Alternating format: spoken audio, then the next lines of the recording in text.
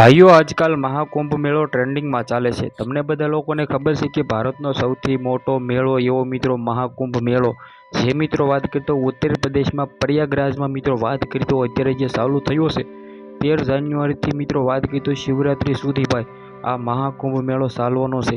આની અંદર મિત્રો વાત કરીએ તો દેશ વિદેશથી જે આ વાત કરીએ તો ગુજરાત નહીં, ભારત નહીં, પરંતુ મિત્રો આખા દેશ વિદેશથી લોકો ભાઈઓ આવવાના છે. કારણ કે તમને લોકોને ખબર છે કે આ મહાકુંભ મેળાની અંદર ભાઈ આખા ભારતના જેટલા પણ મિત્રો નાગા સાધુઓ છે ને બધા જ સાધુઓ મિત્રો વાત કરી તો આ એમ કે તો કુંભ મેળાની અંદર ભાઈ ડૂબકી મારવા આવવાના છે. 144 વર્ષ બાદ આ મહાકુંભ મેળો મિત્રો વાત કરી તો પ્રયાગરાજની અંદર મનાઈ રહ્યો છે.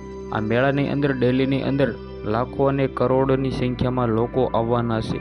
તમને બધા લોકોને ખબર છે કે 144 વર્ષ પછી આવી રહેલ આ જે મહાકુંભ મેળો છે ને આની અંદર કરીબ મિત્રો વાત કરીએ તો એટલા બધા કરોડની સંખ્યામાં લોકો આવવાના છે. કારણ કે આ મહાકુંભ મેળો જે છે એ 12 વર્ષ પછી આવતો હોય છે. પરંતુ ભાઈઓ ક્યાંક ને ક્યાંક આ વર્ષે ભાઈ નાગા સાધુઓની સંખ્યામાં મિત્રો એટલો બધો વધારો થયો છે કે તેના વિશે વાત જ ના કરો. જેની અંદર મિત્રો વાત કરીએ તો અત્યારે ભાઈ ઘણા બધા ફેક સાધુઓ એટલા બધા મિત્રો વાત કરીએ તો આ પ્રયાગરાજના મેળાની અંદર ફરી રહ્યા છે. જેનીથી મિત્રો વાત કરીએ તો અત્યારે ત્યાં ભાઈ 3000 CCTV કેમેરા પણ લગાડવામાં આવ્યા છે.